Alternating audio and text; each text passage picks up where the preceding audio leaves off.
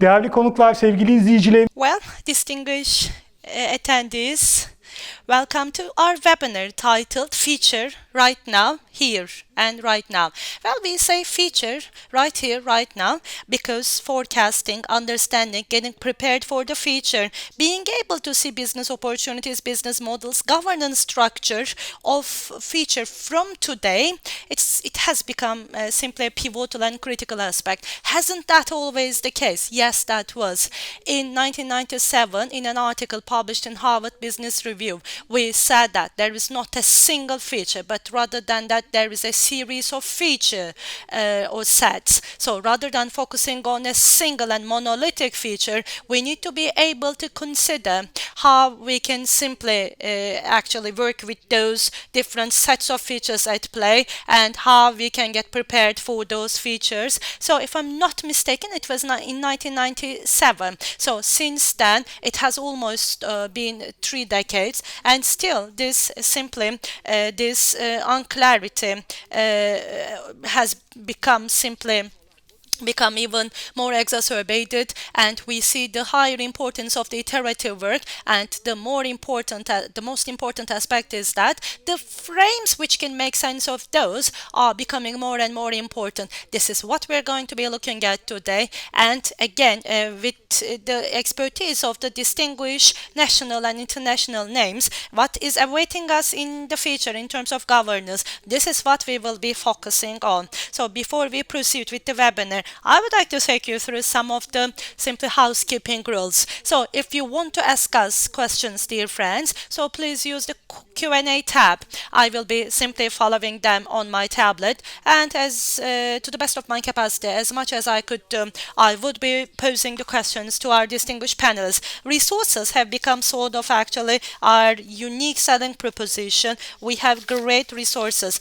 So as Harvard Business Review, and we have ARGE Consulting, with whom we are collaborating within the organization of this webinar today. We have created a rich and great library over there, which we hope and we believe you will enjoy. And as any webinar, we have Turkish and English simultaneous interpretation service. Whichever channel you would like to tap in, just simply click on those.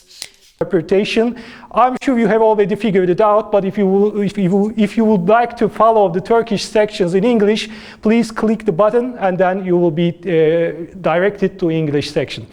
Evet sevgili dostlar, değerli izleyiciler, biraz evvel de Well, dear friends, ladies and gentlemen, dear attendees, the perspective of feature is becoming more and more different. So actually, we are in uncharted waters, and there is no one single horizon over there where we're standing. So actually, navigating the ship in foggy environment, we shall be able to forecast simply the changing routes and simply change the direction of your ship accordingly, and while transitioning to a new era. So having that smart pivot from between the old and the new becomes even more critical. And at this critical point, everyone is actually trying to find something. The formulas which have brought us over here and until this stage, we don't know to what extent they will work as effectively in the future. The success recipes won't be guaranteed for the future. Therefore, we need new perspectives and new attitudes. Furthermore, we are going through an era in which everything is questioned. It's fair to say that. So from the globalization of the world to the shift in capitalism, the continuity of the business models, and with the next generation of employees, what kind of an organizational model shall we establish?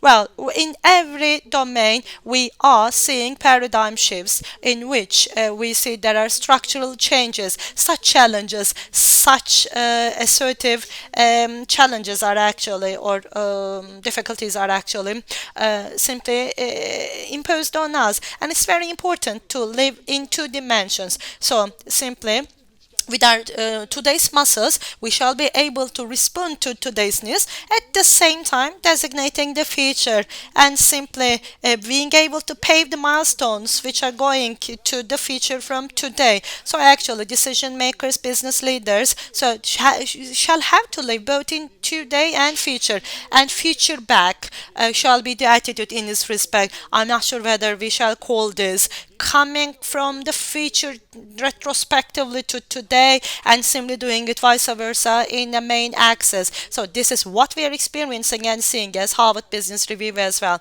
So now let's try to elaborate this new perspective. And now we're going to hear a person who has been intellectually and theoretically and practically has been putting a lot of effort into this initiative. ARGE consultancy founder and board president, Dr. Yılmaz Arguden, my professor. I would like to simply give the floor to you. Welcome, Dr. Yılmaz Arguden. Welcome, Serdar Bey. Thank you so much. Well, I actually wanted to pave the way for your speech, but we need to have more insights to understand the future, and that's what we're going to hear from you. The floor is yours. Thank you so much. Distinguished attendees, I would like to simply greet you and thank you very much. On this very specific day, 30 days ago, simply we took the first step on this journey thinking that life of quality will be increased with the quality of administration, and we simply became actually we became a consulting company in this respect, which is acting in line with those principles. So actually we were lucky because our clients are the leaders of their respective industries, and my colleagues are actually very knowledgeable and very much experts of their domain. And we work with harmony, and actually the harmony is what is making that happen, because the problems, the challenges, this is actually the recipe is trust, and actually the institutions, people can solve their problems through this trust. There are different dimensions. Capability or proficiency is one dimension of that, because they need to believe that they can come up with solutions to those problems.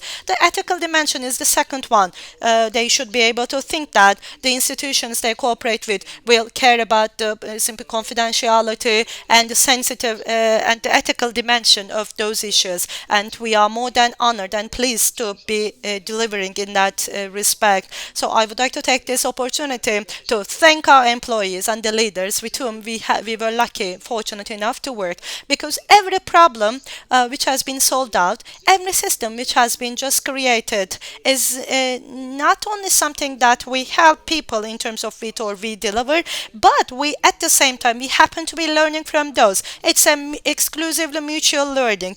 Simply the more we solve problems, the more we learn and lessons we take. So that's very important for us as well.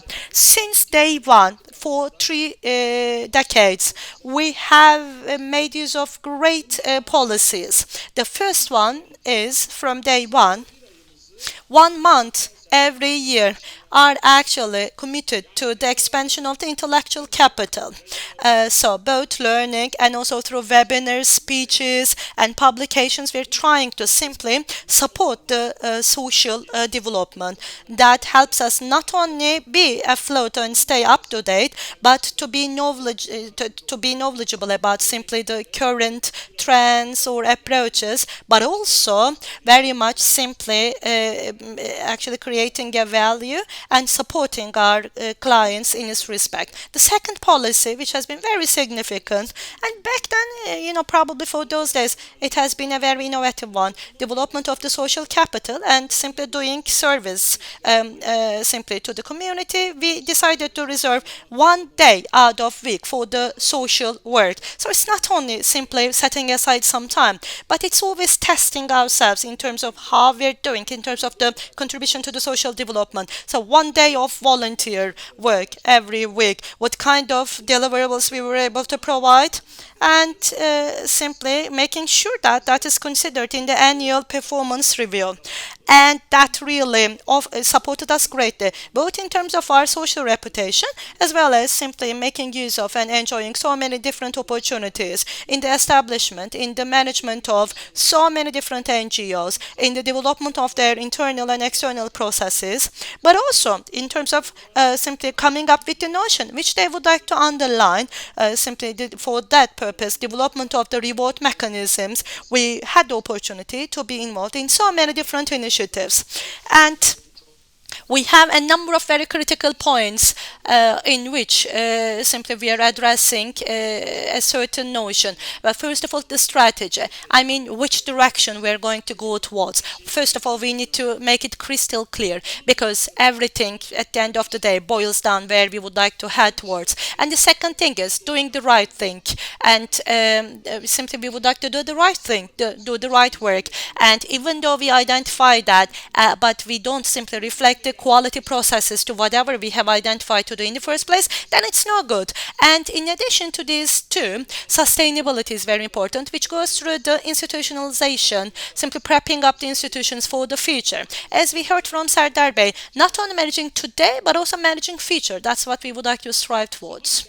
So in time, this this is what we observed very clearly, that whenever it could be only in the right culture and in the right environment to have the right management. It could be only through governance, simply the supervision and the direction of the management. And as long as we have those set up in a right fashion, then you have the right success in a sustainable fashion. That's what we were able to observe in these years.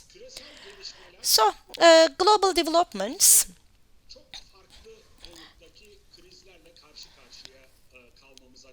have resulted in a number of crises which we had to change in all those 30 years. The last one being COVID-19. It had unprecedented impact on so many different things. Well, it actually boosted some of the industries, whereas as a result of COVID-19, some of the industries came to a complete halt. So simply coming up with the adjustments and simply the necessary measures to manage COVID-19, and furthermore, actually simply making a contribution to the strategies developed by the institutions to cope up with the impact of COVID-19 was another priority for ARGE consulting. So both in terms of integrated thinking quality and in terms of sustainability, and in so many different administration tools. This helped us not only implement but also develop and also have a global reputation in this respect. So, in the upcoming times, this is what we are observing. Capitalism is sort of going through a conundrum, so to say. And at the basis of so many different crises, we see a number of extremities or radicalism, so to say. Therefore, simply responsible leadership notion, I think, is something very much hidden in the roots and in the lands of Anatolia. Not only, of course, here, but there is a great untapped potential. Almost 150 years ago, Ahi Evran, Hacı Bektaşi, Yunus Emre had offered a number of different attitudes and approaches, and perhaps even before Renaissance, they were simply putting down the roots of the Enlightenment.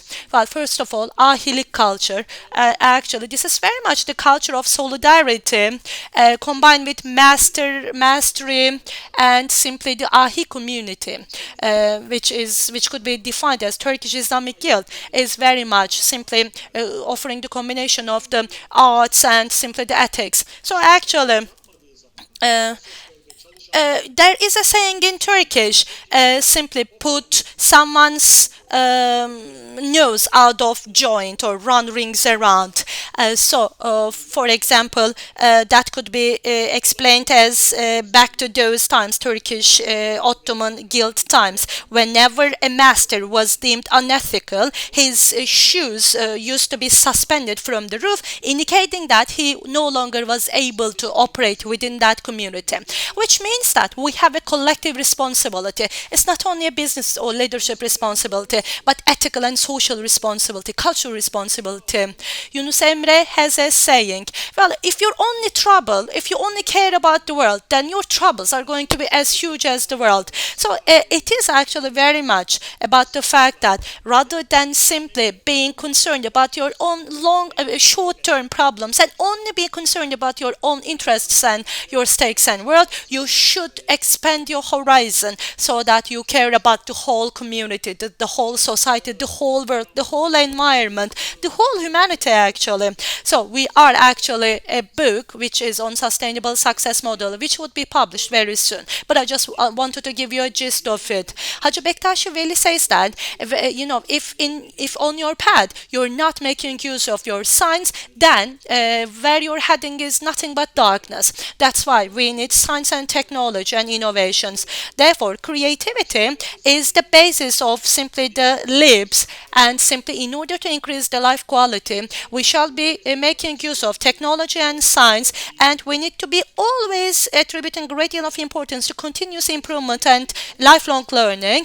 And as a guarantee of your business, you need to care about the development of your employees and the quality of their training, and also your reputation. So your name and your reliability, your trustability are very important, as we can understand from these masters coming from the Turkish Ottoman past.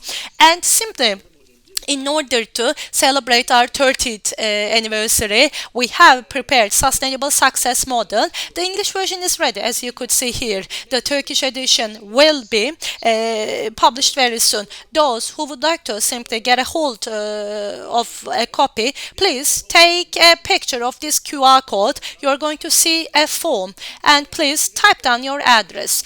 So, and indicate whether you want the Turkish or the English. And once they are ready, I would be very happy to simply share those with you whenever they are prepared.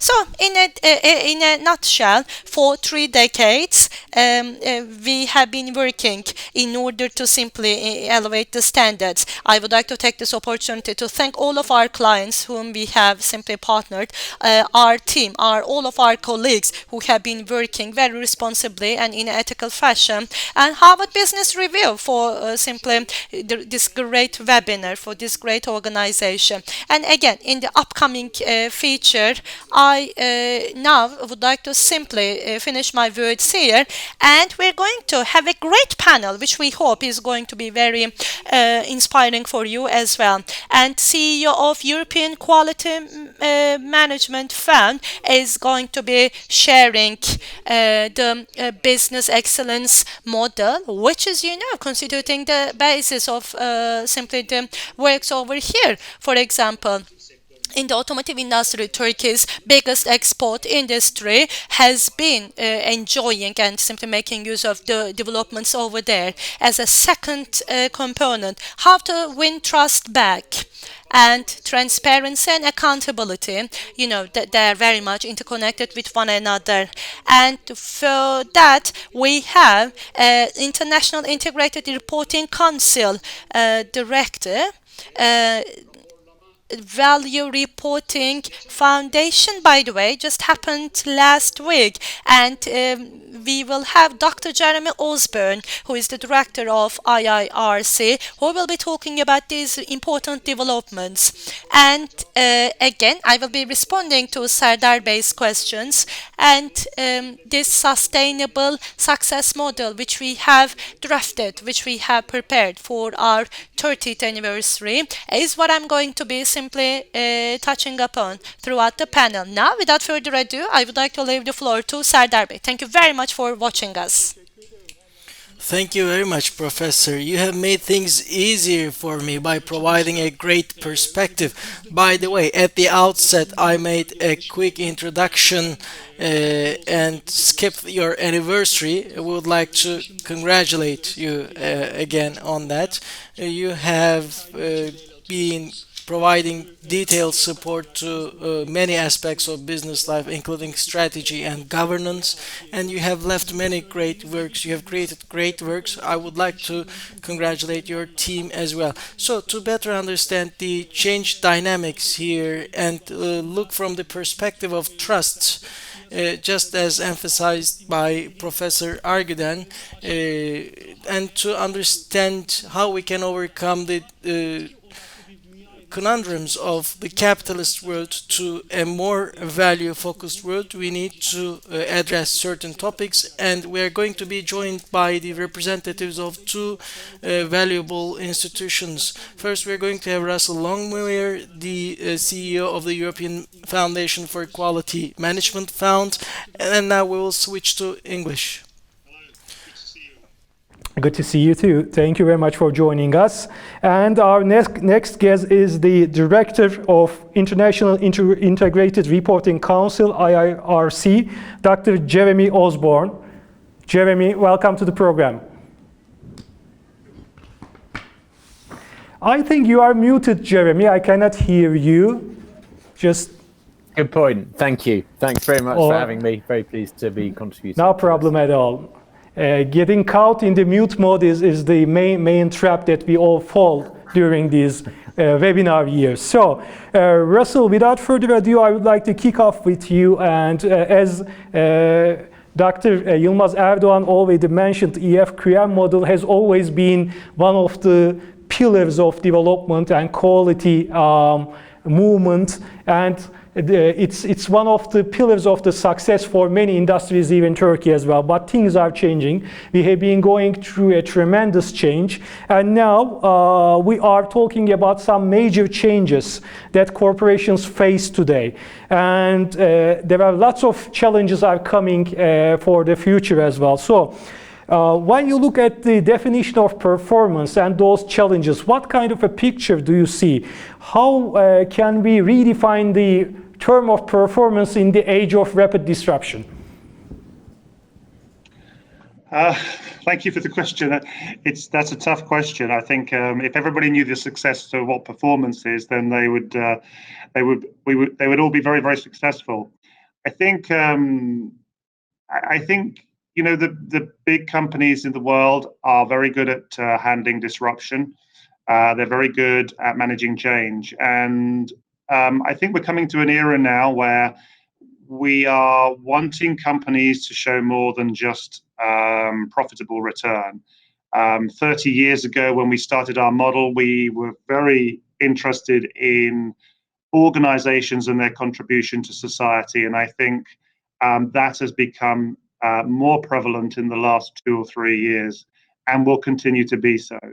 So I think performance in the future is going to be measured by your contribution to society, whether it be sustainability, net zero targets, whether it be better governance, whether it be actually contributing back to society and communities. I think that's the one of the biggest changes that's going to be with us for the next 3 to 5 years. And I think the other thing is that we will get a lot more focus on how companies respond to the bigger mega trends that are going on in the world. So, you know, we are generally, in most industrialized nations, becoming older. There is probably an increase in government intervention at the moment. You know, we're seeing that with the big technology companies. We're seeing that with sustainability and carbon. We're seeing it in terms of trade with sanctions. So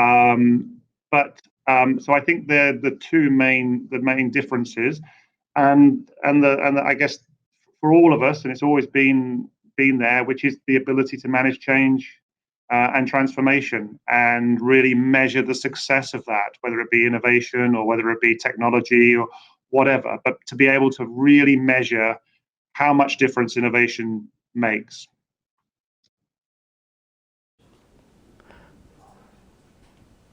Russell, as you have already mentioned, the mega trends are really shaping lots of industries, lots of business models, and lots of strategies. So we will be keeping up following those mega trends. But besides that, I think the short-termism that we have been locked for many decades have been questioned a lot. And as Harvard Business Review, we have published a lot of articles about the need for the change in the system. I think these are going to be some main axes that we are going to tackle the strategy and development for the future business plans as well. So thank you very much for your answer for this first round. And we will be digging a little bit deeper for these issues for the next round. Now, let me continue with Dr. Jeremy Osborne. Jeremy, IIRC and SASB, merge and combine their powers to form Value Reporting Foundation. And we all know that value reporting is becoming a very important tool or a framework for showcasing or for exposing the value of sustainability and all the efforts that are related to sustainability, especially in terms of financial and in terms of social exposure. So could you please explain how that merger would affect the reporting landscape in the upcoming future? Sure, and thank you very much for the question.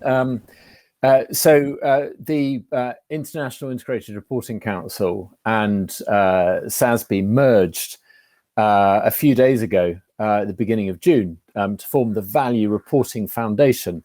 We believe this will make a significant contribution towards the development of a more comprehensive global corporate reporting system, which brings together both the financial accounting side of reporting with the sustainability accounting side of reporting. Now, I have a few slides, and I don't know if the team in the background is able to share these, because it might help if they can be shown. Otherwise, I'll just keep talking. Why did we? The slides are about to come. Just go ahead, Jeremy. Okay. Our team will be showing them in the presentation mode. Go ahead, please. Brilliant. Okay, great. Well, why did we merge? Over the years, the IIRC and SASB both turned 10 years old, so the combined grand age of 20. And both IIRC and SASB felt that there was a demand for rationalization, and that some form of disruption within the corporate reporting system would actually help simplify the corporate reporting landscape. And by disruption, I mean the bringing together of the integrated reporting framework and SASB standards, and the combined entity, the combined resources and relationship of the IIRC and SASB would really create critical mass in terms of an organization that would have greater global reach and would bring together both the corporate reporting conceptual framework, which is the integrated reporting framework, which we dusted down and redrafted in January this year after a very extensive consultation period in 2020, with SASB's 76 industry-specific standards, which have been growing and maturing over the last 10 years that SASB has been around. Here we go. So if we could, perhaps we could move on to the third slide, if that's okay. And that's perfect. Thank you. As I said, we are one global organization with a unified strategy and most importantly, three principal resources: integrated thinking principles, the integrated reporting framework, and SASB standard. And our aim is to really simplify the corporate reporting landscape. Anybody who's been involved with corporate reporting, particularly on the sustainability side, or others will, I'm sure, have heard this phrase via their newsfeed. There's been a lot of frustration, particularly over the last 2 or 3 years, with what's referred to as the alphabet soup of corporate reporting, and all these funny acronyms of different organizations, which each have made important contributions in their own way towards where the situation we're in today. But we felt that it was important to bring together 8 letters of that alphabet soup to create reduce that to 3 letters, the Value Reporting Foundation, or VRF. This third bullet is very important here, that we are providing active support to the launch, as we now know, of the International Sustainability Standards Board, which will be launched by the IFRS Foundation during the COP26 meeting in Glasgow this November. And we know that the prototype climate change related standards, that we call them the Group of 5, the Group of 5 is really now the Group of 4. So it was IRRC and SASB, which of course is now the Value Reporting Foundation, GRI, CDP and CDSB, created a prototype climate change related standard. And the IFRS Foundation has now publicly said that it will take this as its starting point for its first standard, which we now also we know now will also be a climate change standard. If we move on a slide, our strategic goals is to align the integrated thinking principles, the integrated reporting framework, and SASB standards, and support and advocate for adoption of all of these, both amongst companies and report preparers. So that, of course, is the principles and the framework, the integrated reporting framework, and investors in terms of their demand for organizations, particularly to publish the SASB standards. And our view is that sustainability standards acquire greater coherence, particularly in the context of the financial reporting disclosures when they're brought together. If we move on briefly, one more slide, just to give you an idea of numbers. I think this is quite helpful. The IRRC just published its 2020-21 integrated report. External analysis suggests there's more than 2,500 integrated reporters globally. There's also more than 1,000 SASB standards reporters, including for the first time more than 50% of the S&P 1200, of whom 50% are outside North America, which is a healthy sign of global adoption of the standards. So you can see here that the numbers are big, they're growing by the years. The assets under management of particularly the investors which are drawing on SASB standards in their portfolio management is also very significant. $72 trillion of asset under management are supporting SASB standards. So if we move on a slide, and as I said, we've combined the two entities. We are now a bigger team. We've got close to 100 staff members with a wide variety of skills and experience. And most importantly is we're now positioned to, on both the reporting side, the disclosure side, and the integrated thinking principle side, to operate globally.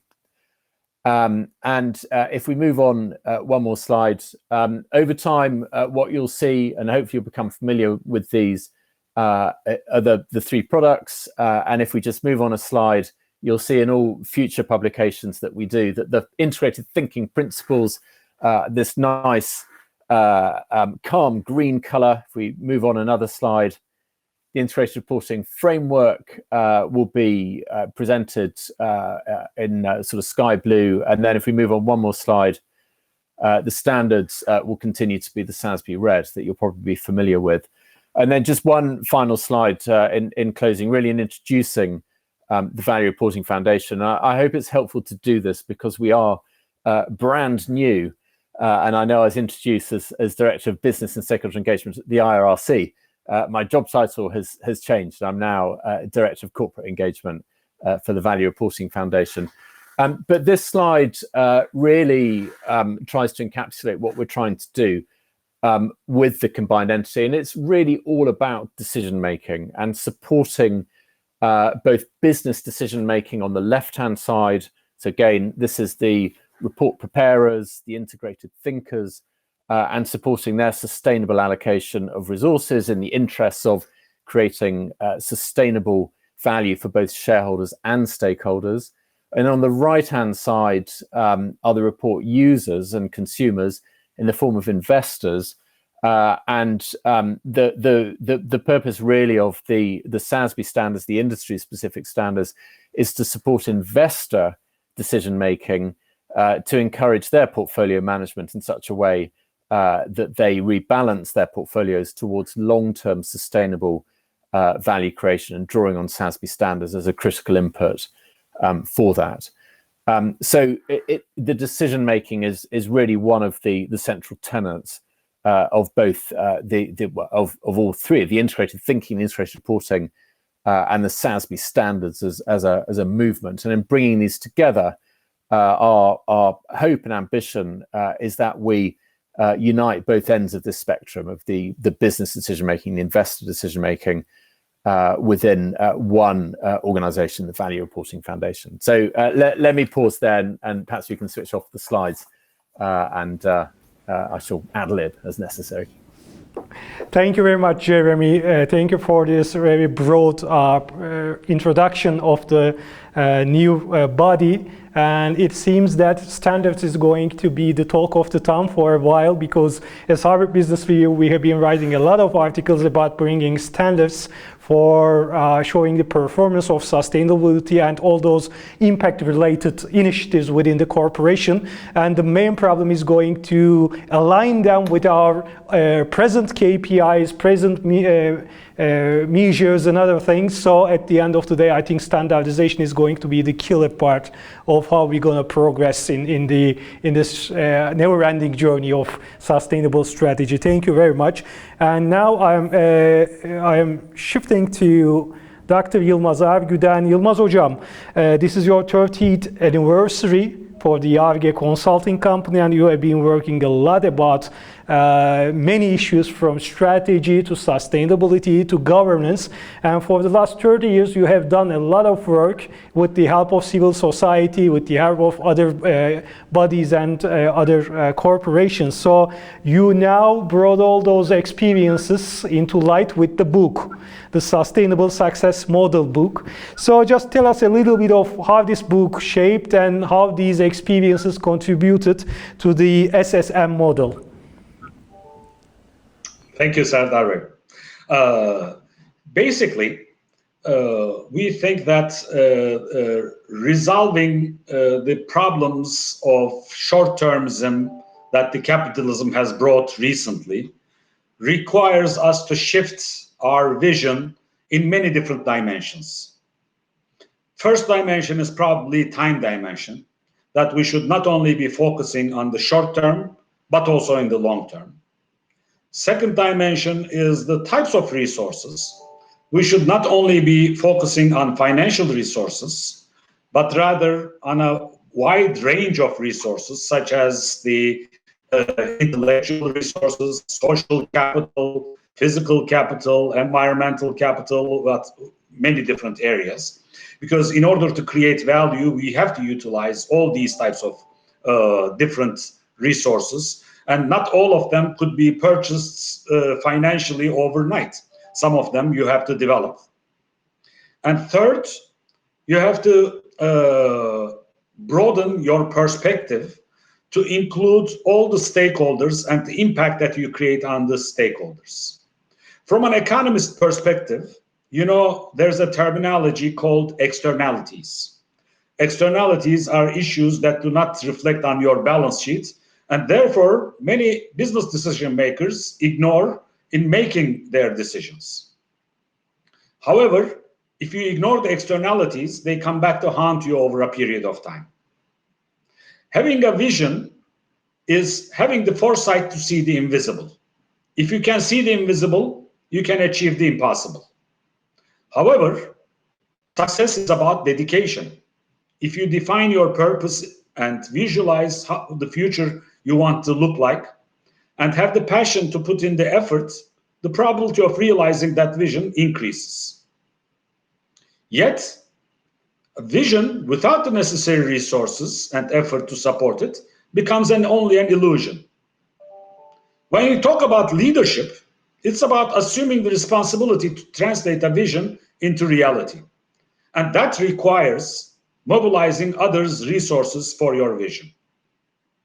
Therefore, clarity of the vision, ability to communicate it, and mobilizing the stakeholders and their resources for this vision are critical keys for achieving this leadership.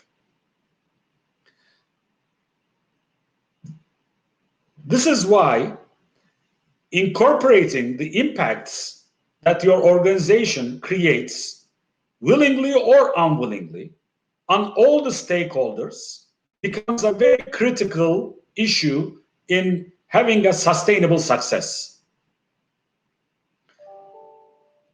Working with the communities that you work with, looking at the externalities and also considering the long-term impact of every action that you take helps you make more sound decisions and help you achieve more sustainable success. So our perspective, which has been developed by having worked with many different NGOs as well as governments and many different industries, helped us realize the importance of working with all the bodies, all the interested parties in making decisions for having a proper evaluation of your actions and make sure that it's a win-win situation. Because if it is not, it comes back to you either as a government regulation, or you may lose your social license to operate, or you may lose some of your brand value, which has negative impact in terms of raising resources, both financial as well as intellectual. For example, the Y and Z generation are much more sensitive about your environmental impact. If you don't pay attention to these matters, the likelihood of recruiting the top people from the young generation gets reduced. Therefore, other companies who are doing it gets a better leg up in the competition. So our perspective, which has been developed over the years by having worked in many different industries, as well as with NGOs and the governments, helped us realize that if you don't consider your impact and if you don't consider the future of humanity and only focus on your own organization or your own individual, the likelihood of sustainable success is reduced. So our model basically helps you ask the proper questions in an organized fashion to make sure that you do not skip these matters. And as you will realize, these are very much in line with integrated thinking. And we have translated integrated thinking by Mervyn King to Turkish a few years ago. So that book is available in our website as well as the EFQM 2020 model, which we were part of the development team, because I think everybody who is working in the management area are seeing the deficiencies of focusing only on short-term profits. So in short, I think Milton Friedman's business mentality is moving into doing good is good business. Thank you. Yılmaz Hocam, thank you very much for this really good framework of what is the main drivers of the future success, because as Harvard Business Review, we have been writing a lot about the need for the change of the system, getting over the short-termism and bringing much more shared value to the table rather than individual or one-firm focused value. So we always receive the questions, okay, Serdar, that is good to say, but hard to do. So how are we going to do it? And your model, which brings a checklist as well as a roadmap for making this happen, is really valuable according to my humble opinion. So thank you very much for putting this in. Thank you, Serdar. And let me move to Russell again. And Russell, we have been talking a lot on breakthrough through innovation, disruptions, new business models, but we also see that there is a need for the continuous improvement as well. So it is not every company going to disrupt others. It's not a company going to disrupt all the industries. Disruption is a reality. Breakthrough innovations really happens, but also we are in need for bringing up a strategy for continuous improvement as well. EFQM model has always been a North Star for improvement, for continuous improvement, for breakthrough innovation. So just can you elaborate a little bit on the delicate balance between breakthrough innovations and continuous improvement, and how does EFQM model evolve throughout the last decade in order to fit this need? Yeah, great question. So yes, you're right. I think every company has this delicate balance between as we would say, keeping the lights on every day and becoming more efficient at keeping the lights on and dealing with change. In terms of, I guess, if I just talk a little bit about how our model has changed, and that'll give people some idea of, I guess, what's happened in the business world, as well as organizations outside of just profit making. When 30 years ago, when we talked about continuous improvement, it was very much a leadership-led, process-rich, benchmarking type approach. So we looked very closely at the senior management team. We looked at the process models and the processes across the company, how processes were improved. We looked at how people interacted with those processes, and they themselves were managed by HR processes. And obviously, we were looking at very clearly about their strategic ability to plan. I guess where we are now is, rather than looking at the leadership team, we look at leadership at every level. So this helps, I think, companies steer innovation and continuous improvement better. If we allow people to have self-responsibility, to make improvement, to innovate, change, then the company or the organization will thrive. We have no doubt about that. So now we talk about leadership at every level, whether it's in a project or a division. How much leadership gets devolved down to every employee or every team member. In terms of process and changing process, I think we can all accept that process is extremely important. It drives a lot of quality and a lot of value. But I think we're becoming more attuned to the fact that companies need to be adaptive and agile quicker. So they need to be able to change processes wholesale. Not all processes. When BMW go from petrol or diesel engines to electric, they don't change every single process. They still build cars for people to drive. The fact that the engine has changed to some parts of BMW makes no difference whatsoever. So it's very important to realize that, not all processes have to change wholesale. The real element of innovation, what we see is a lot of innovation. We see a lot of innovation planned. We see a lot of it deployed. What we tend not to, and a lot of our data points to, is companies are not great at doing what they have done for years, which is looking at the innovation, seeing what value it is delivering, whether it needs amending, whether it needs changing, whether it needs realigning, whether it needs stopping, and then go again. And I think this continuous improvement methodology that was brought of, total quality management through the 50s, 60s, and 70s has tended to drift away for innovation. And I think that's really important to realize.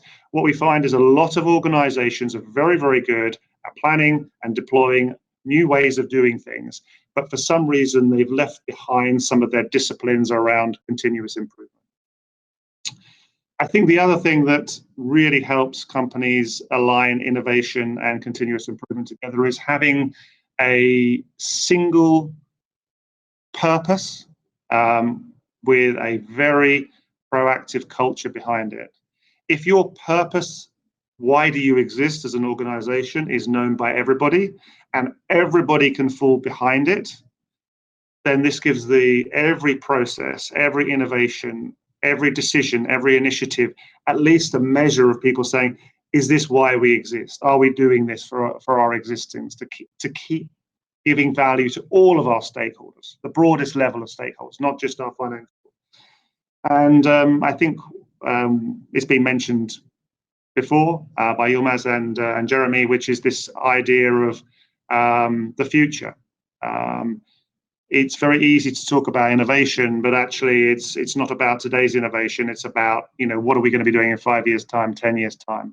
What are our customers going to look like in 10 years' time? Not what are our customers doing today and what innovation do they need? It's, if we innovate, we are likely to change our customer base.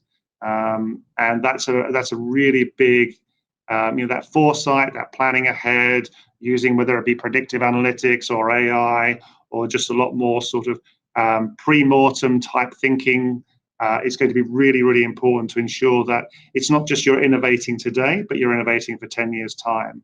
That doesn't mean to say that that might be the right way of doing things in 10 years' time. It's just having this focus on innovation and how does it align to your business and how do you build in continuous improvement for your innovation as well as your day-to-day business. So I think that probably answers your question.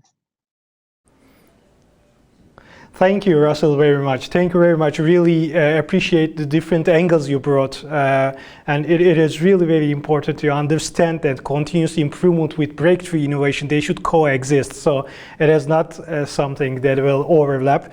And I think the evolution of EFQM model really sheds a light to manage this change.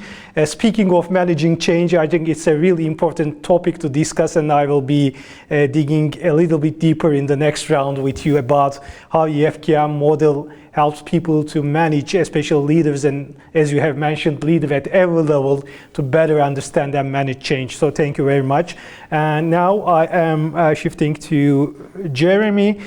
Jeremy, as Yilmaz Hoca also mentioned, integrated thinking is a really strong and important enabler for creating sustainable value. So based on your experience, could you just tell us how integrated thinking would contribute to sustainable success?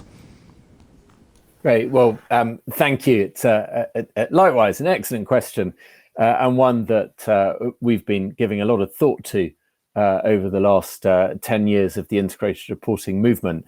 And I'm very pleased to say that in a few days' time, next Wednesday, we're going to be publishing a paper on exactly this question. It's going to be called Integrated Thinking, a Virtuous Loop. Now, we've been exploring what integrated thinking means through a series of case studies, really to get a sense of how organizations themselves apply integrated thinking and hear directly from them what benefits it has brought to them. For anybody familiar with the integrated reporting framework, you'll know that integrated thinking has always been there.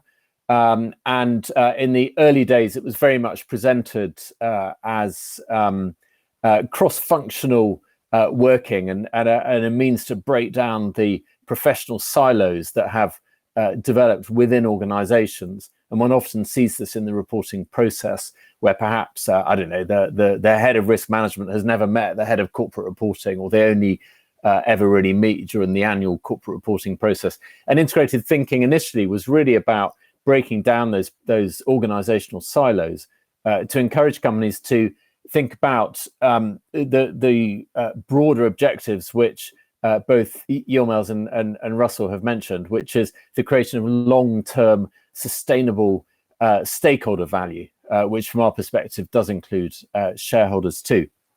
Now, we are in the process of publishing a whole library of case studies on integrated thinking. There are 7 of them already from 7 different organizations, and we'll probably have around about 20 by the end of this year. And they're very, very interesting to read because you really hear the voice of the organization just explaining for them how have they benefited from adopting integrated thinking. And in the paper we're publishing next week, we're launching it through a public webinar, which anybody is able to join next Wednesday on the 30th of June. We talk about integrated thinking and its benefits across 5 key areas of the business, and some of these have been talked about already in the context of the 2 models that Yilmaz and Russell have been talking about. So the first is culture and purpose, and I know that's central to the EFQM model in terms of what is the purpose of the organization, why do we exist? And that is one of the early questions that's asked for anybody who's publishing an integrated report as well. The second relates to strategy and the business model, and again, I think there's a lot of overlap there with both models. So how is the organization deploying the resources it has to hand through perhaps through ownership or through its broader relationships. I think this is the idea of the internalities, what an organization owns and accounts for directly, and the externalities, the resources and relationships that others may produce, that the organization may depend on, have an impact on. And how is the organization thinking about both of these sets of resources? And within the context of the integrated reporting framework, we expand that to talk about 6 different capitals: financial capital, natural capital, human capital, intellectual capital, and social and relationship capital, and manufactured capital. And financial accountants have really focused on the first and the last of these, the financial capital and the manufactured capital, and been much less good over the decades at the other 4 types of capital. And then we have governance, risk management, and opportunities. And I think this picks up on what Russell was saying just now about the importance of innovation. Innovation is the lifeblood of any organization, and is rather narrowly prescribed in terms of how organizations have traditionally reported the innovation that they've been successfully bringing to fruition. It's been rather hemmed in by, and I say this as a management accountant, some rather fiendish financial accounting rules. And that's not really enabled companies to talk more broadly about, for example, the know-how of their people, the organizational culture, and how that may encourage innovation. And Russell's example of BMW is, from our perspective, a very timely one, because BMW have just published their first integrated report. And I think we're beginning to see a bit of a trend with why companies adopt integrated reporting is when they are going through a major transformation of their business model. And as Russell said, BMW has earlier this year announced very ambitious targets towards the electrification of their fleet. And whilst this may not affect all parts of the production process, it's nonetheless a very substantial change to the core product that BMW is producing and heralds the end of the internal combustion engine, as others have also signaled too. And I think it's no surprise that in the same year they announced that major change of their strategy, they've also adopted integrated reporting. Another example is Philip Morris International, which has set, again, early this year, very ambitious targets towards reducing tobacco consumption amongst its consumer base and amongst those who are unable to quit, to encourage switching to reduced harm products. And very ambitious targets. I think they want 50% of revenues to come from non-tobacco products by 2025. Again, I think perhaps no surprise that PMI also published its first integrated report this year. And the other areas that our study explores in the context of integrated thinking and its benefits include processes and practices. And as I think, again, it's a common theme to all of the models we've been talking about this morning, is not just about efficiency and effectiveness, but also stepping back from that. And I began my career in manufacturing, and I remember in the first few weeks of my job with Unilever having to grapple with TQM and this idea of constant improvement. And I completely get it from an efficiency perspective, but sometimes it misses the bigger question of, do we need to rethink what we're manufacturing and how we're manufacturing within the context of the sustainability of the resources we have to hand, and being held to account for the impacts we have through the externalities that our business model depends on, in terms of both the positive and negative impacts we have on society at large. And then the final area, in terms of the report on integrated thinking we're producing, and how companies talk about this, is around performance management. Now, that's an area very close to my heart. I've spent most of the last 10 plus years in sustainability consulting, working with organizations on how to measure and manage and draw into decision making the broader impacts that they may be having on the society and the environment. and really to treat that information with the same degree of control and comparability and consistency that is not just expected but required of financial information. So performance management in the context of integrated thinking really is thinking beyond perhaps again the rather narrow view of how is whatever we happen to be measuring contributing towards top line growth or bottom line efficiency or the health of the balance sheet or having positive cash flows, all stuff which is a necessary precondition for a business to thrive. But thinking beyond that, what are we contributing towards society? Are we a force for good within society? Or dare I say it, would society be better off were we not to exist? And how are we contributing towards environmental sustainability, or how are we minimizing the impact on environmental destruction, as the case may be, depending on the business model?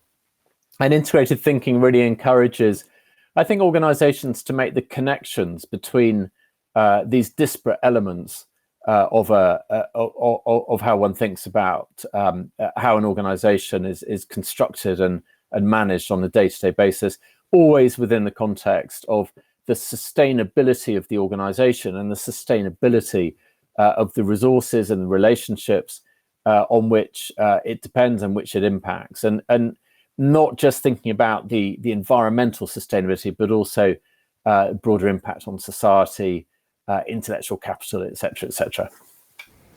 Jeremy, thank you very much. I think we need a more integrated, a broader perspective to better understand all the effects and externalities, and as well as the value we will be creating with all the sustainability related strategies and models. So thank you very much for your ideas about that. And now, without further ado, I would like to move to Yılmaz Hocam.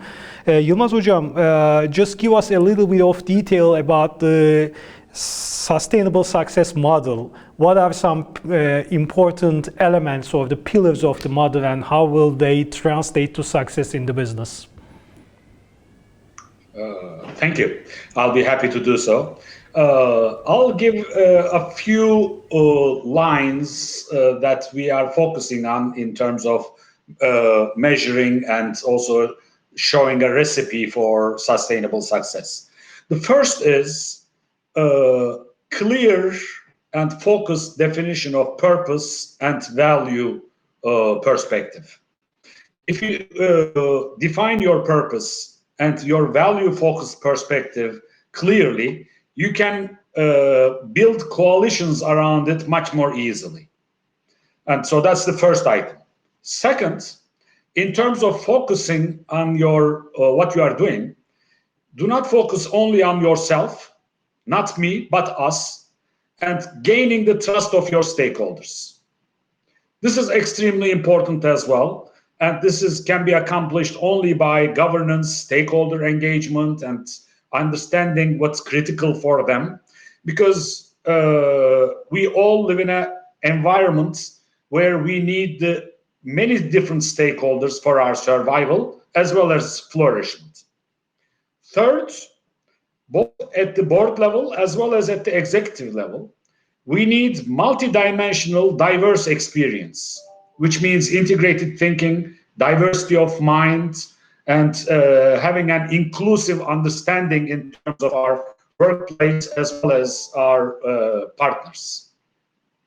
Fourth, continuous development and technological innovation. You cannot leave your eye out of what's coming out from new technologies. They could be very disruptive. At the same time, you cannot only be expecting and waiting for the next new thing. You have to improve yourself every day, because everyone else is doing the same. If you are sitting still, you are likely to be beaten by someone else.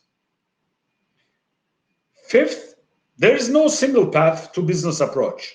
We have to be agile, we have to focus on hybrid models, but at the same time, we have to be balanced, both with respect to our time frame as well as our resources and so forth, to be able to become more resilient and survive in the long term.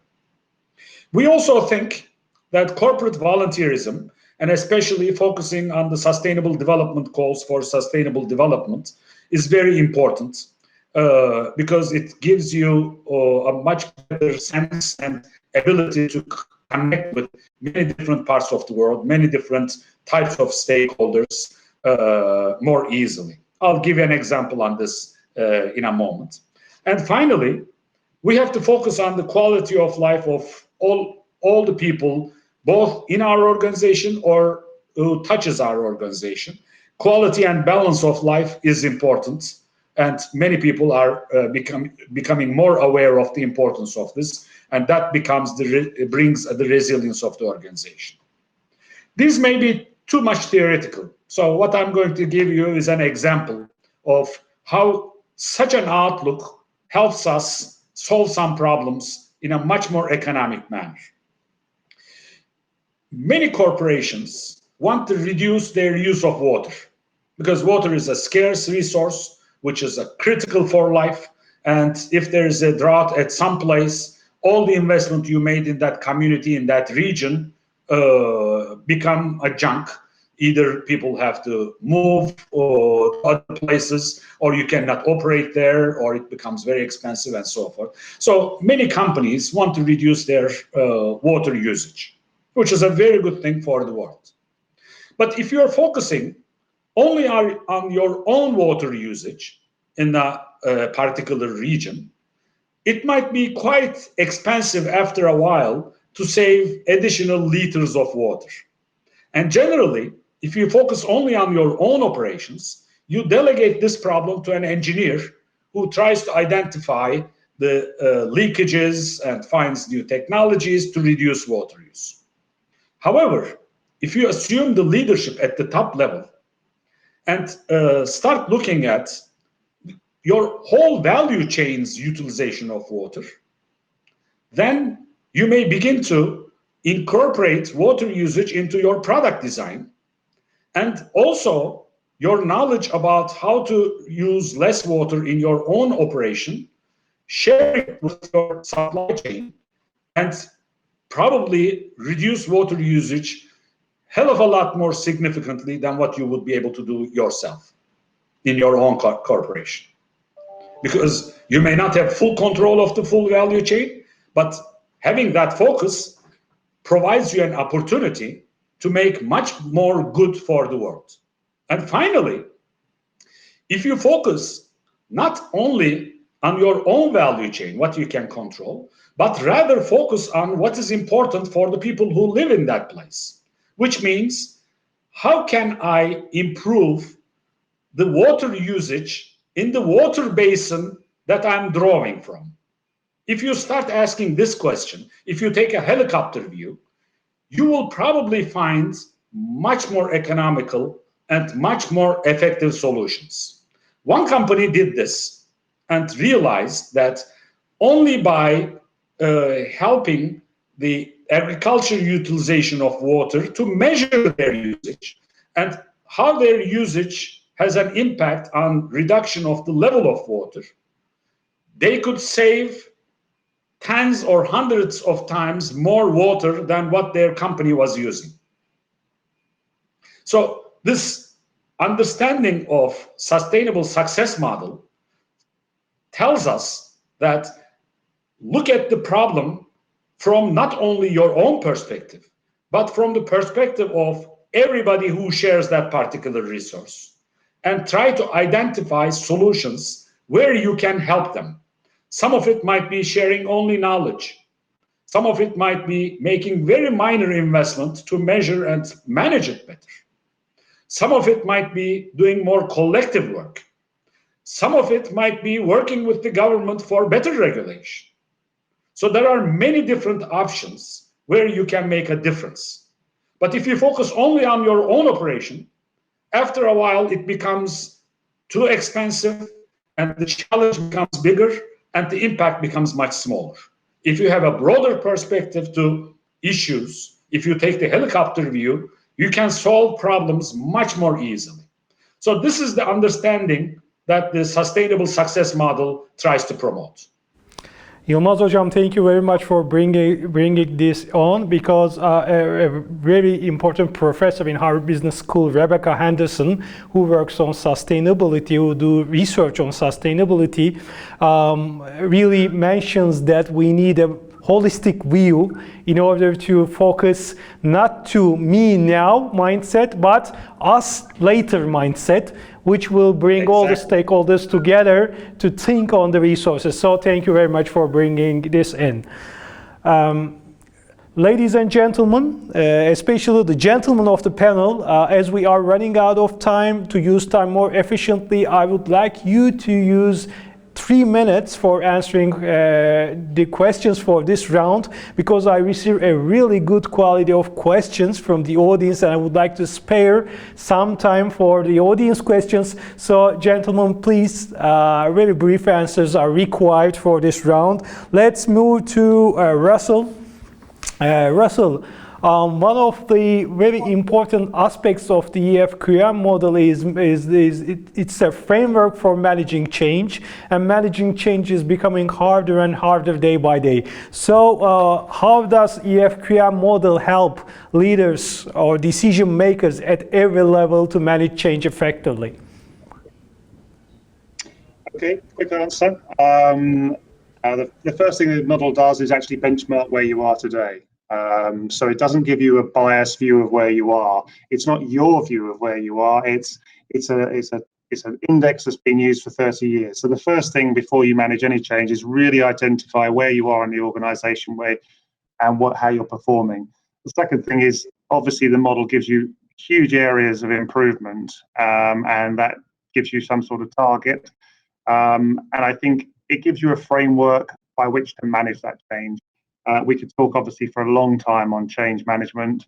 At the end of the day, there's a couple of simple rules, I guess. We've got to be able to articulate the benefits. We've got to give people the responsibility to be able to change and make that change, and to understand the benefits to them, and then retain the knowledge. I think this is the really important thing about the EFQM model. It has always been about organizations developing their own people to be able to do change or continuous improvement or transformation.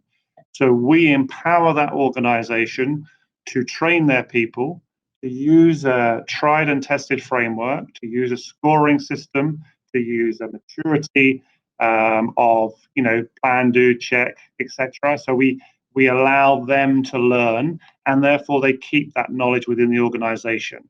And that's I think the biggest benefit of the model is it empowers your people in an organization to make the change, to make the continuous improvement, to learn from it and continue doing it.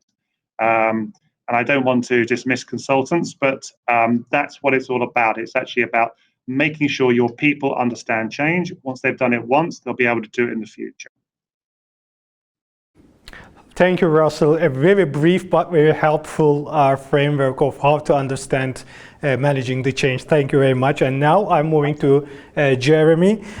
Jeremy, we know that we are talking a lot about sustainability or value creation, but communicating how we create value, how we share it, or how we measure it is very crucial for internal and external stakeholders to comprehend the importance and the outcomes of sustainability and related models. So can you just share, regarding your experience on this domain, can you just elaborate a little bit on how can we better communicate the way or the value we derive from those kind of experiences, and for instance the SDGs, Sustainable Development Goals, and etc., and how can we better communicate the value we created, shared, and got out of these frameworks and strategies? Well, that's a big question, but I'll try and do it justice in under 3 minutes. Right. So I think there's two elements to the question there. I think the first is, how does an organization understand the value that it's created for its stakeholders, and secondly, how does it understand the contribution it's making towards the SDGs? Now, I'm making a slightly artificial distinction here because, of course, stakeholders will also be beneficiaries of contributions to the SDGs. So the integrated reporting framework is, as I've said, is very clear that value creation is not only for providers of financial capital, i.e. Investors and debt holders, but is also contribution towards stakeholders. So the first thing is for an organization to understand who are the stakeholders who are most important to that organization. And I would propose that not all stakeholders are equal. Different organizations will have different stakeholders who matter. I mean, clearly customers will be important to all businesses, employees, suppliers, etc. But so may host governments, so may local communities, depending on the nature of the industry. So the first thing to establish is who are your stakeholders, and then drawing, as I've talked about in the context of integrated thinking, drawing on robust measurement methodologies, actually measuring, counting, measuring, valuing, possibly even monetizing the value that's being created. And this is Yilmaz's point around internalities and externalities. So potentially bringing some of those externalities in from the cold and actually reporting on them, even if there's not a requirement from a financial accounting perspective. And I think it's clear as well that whilst monetization of value creation can enable comparability, it's not necessarily necessary. And one gets into the murky world of economic modeling at this point. And comparability can become difficult when particularly those who've created the data or understand the methodologies behind the data may not necessarily agree that the optimal monetization methodology has been used. And then the second point around the SDGs, again, it's a similar process. We would encourage organizations to really think through all of the SDGs and which are the most important ones that your organization has contributed to, because it's unlikely to be all of them. And then in a robust way, identify what you've actually contributed.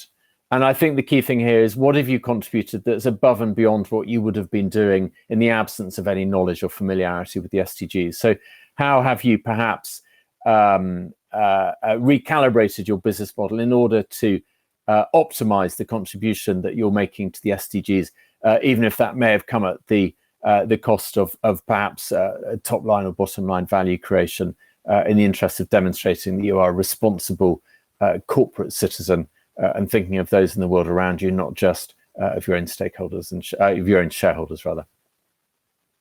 Thank you very much, Jeremy. And I'm moving to Yilmaz Hoca once more.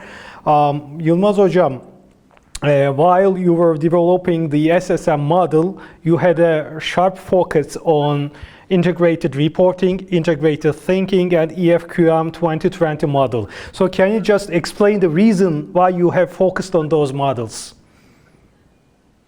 First of all, we believe that these are the models for the future as well. So we analyze them. I mean, at ARGE Consulting, we follow the global developments in management technologies. So when we identify something good, we try to both understand and implement it in the country as well. And also we try to contribute to its development too. And since we have not only done so, but also implemented these with many of our clients, for example, ARGE Governance Academy is the first Turkish institution to prepare an integrated report in the country. We are fully aware of their strengths and how it can be utilized in the future. That's why we try to benefit from that. At the same time, we are focusing very much on governance matters, because good governance is the key to flourishment of good management. If you don't have the right guidance and oversight mechanism, which is collective decision-making in a way, in which the management can flourish, then the sustainability of success becomes a question. So incorporating these models, as well as our knowledge about governance and understanding of those matters, helped us develop the sustainable success model in a more comprehensive manner. And as you have seen from the slide that I shared earlier, our model has value in it as well. It is with regards to vision, it has continuous learning, looking at the ecosystem and looking at unification. All of these helps us understand a much broader perspective in our decision making, helps us incorporate the stakeholders, the externalities, and the time frame into our decision making. In short, what we are trying to do is protect the humanity from the excesses of humans by bringing in a perspective which is much broader, and these are incorporated in integrated thinking as well as EFQM models. Thank you very much, Yılmaz Hocam. Let me invite Russell and Jeremy to the stage as well. We have a lot of questions from the audience, but I will be trying to cherry pick the best ones in order to create a little bit of broader perspective for this Q&A session as well. So Yılmaz Hocam, let me continue with you. Someone from the audience just mentioned that in Turkey we have seen a lot of companies are family companies. So creating change in family companies is a little bit harder, at least in theory. So how does your model apply to family company structure in Turkey? I think it applies to public companies as well as family companies, because our model is basically how to think about the future, how to bring about the future. And if you focus only on the individuals, and the biggest problem with the family businesses is that the founder becomes such a strong person and such a strong force that the company turns around the founder rather than the company becoming an institutional by itself. So if we can separate those, then the future of the company could be much longer than the lifespan of the founder. Many founders want to do this. However, just one thing is not enough. You have to invest, you have to prepare not only the company, but also your own understanding as well as the next generations with this understanding. And I think the model helps in terms of thinking in that perspective. Thank you very much, Yılmaz Hocam. Russell, you have mentioned that purpose sits at the core of all the strategy that we are trying to bring together, and also the EFQM model also puts a huge emphasis on purpose.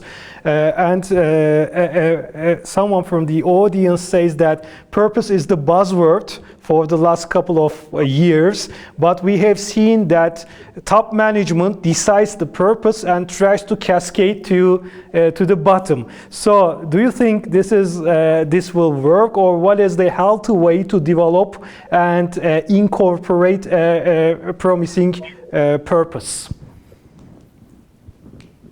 It's a very good point, and obviously it's coming into law in a lot of countries. The companies and organisations must have a clear purpose, and you're absolutely right. Like any governance measure, it can be enforced by the leadership.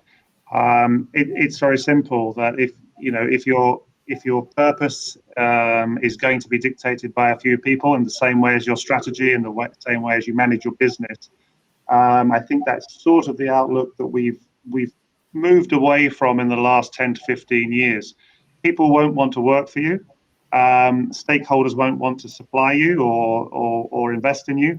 It's a very short-term view, and I think it doesn't take a lot of analysis of a company when you actually see that what's happening at the team level or the employee level. And I don't know if people have followed it, but it's a very interesting example with the Brewdog, the Scottish brewer, which has become one of the most iconic brewing companies of beer in the UK, fills the shelves, dominating, growing internationally.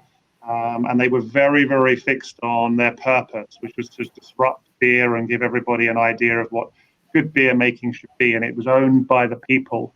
And it was very quickly found out that their staff were disaffected, and now suppliers don't want to supply them, and their customers, supermarkets, etc., are asking some very, very tough questions. You might get away with it for a short time, but you won't get away with it a long time. Thank you very much, Russell. And Jeremy, we have seen a lot of companies showing interest in integrated reporting, but only a few of them, especially in Turkey, does integrated reporting. How can we encourage or how can we nudge companies to shift to integrated reporting? Well, thank you. And actually, Turkey has had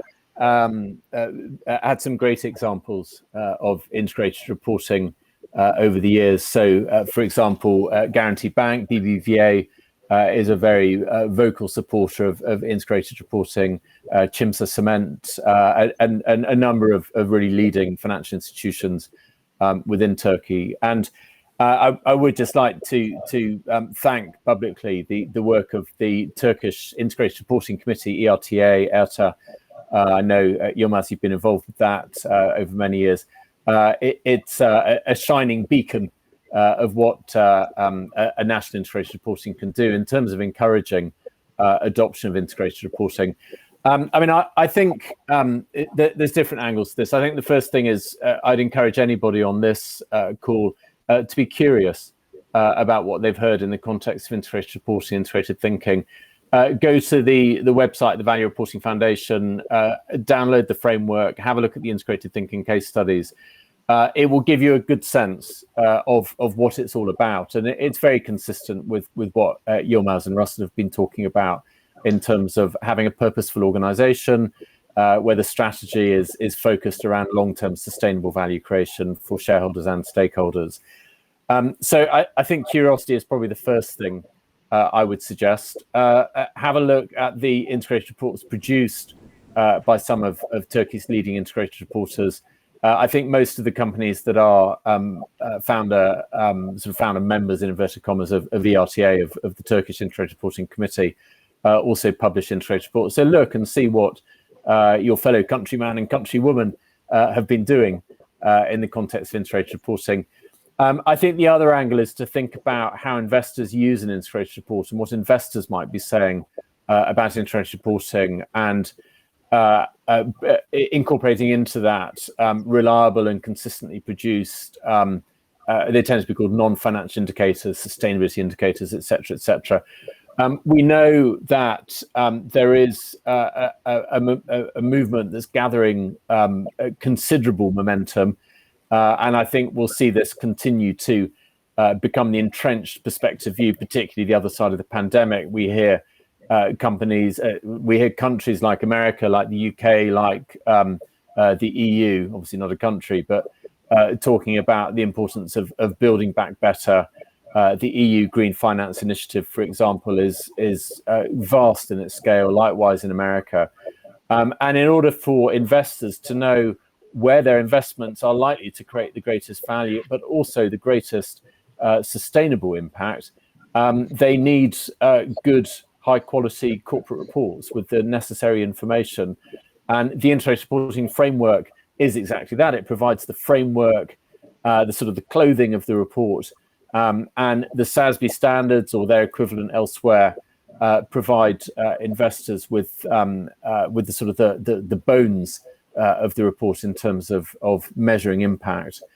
So I think that would be my advice: is be curious if you're not currently doing it, and think about how investors are using the information that you either currently produce or could be producing, and how that may enable your organization to benefit from the vast investment there'll be in sustainable organizations, particularly when we're the other side of the pandemic. And ARGE is one of the 10, 11 training partners of integrated reporting. So we'll be happy to help out as well. Thank you for bringing this detail on the table, Yilmaz Hocam. So gentlemen, thank you very much for your time. I really appreciate your effort for coming here today and sharing your perspectives and insights with me and with the audience. Really appreciate it. Thank you. Thank you. Thank you all. Evet, sevgili izleyiciler. Yilmaz Hocama teşekkür ediyorum. I thank Professor Yilmaz. Indeed, the picture we have seen from this perspective has been crystal clear. The process we have been going through and the model implemented, and even the adage of Milton Friedman uh, by Yilmaz Arguden, like the business of companies is to look at business is now changing together. The system needs to be transformed, needs to be changed. So we are moving from me and today to tomorrow, us mentality, and this can be seen in every decision maker, and this needs to be instilled at every organization. Sustainable success model frameworks, as put forward by Professor Yilmaz, and structures like EFQM or integrated reporting are important pillars of implementing such changes in terms of sustainability, in terms of impact, or in terms of acquiring a holistic strategy that brings together different elements and help us explain both financial and non-financial value for stakeholders. We are going to, of course, address these issues more intensely in the future. Thank you very much for your time and attention, and we look forward to meeting with you in the new events addressing such issues. We wish you helpful days. Bye bye.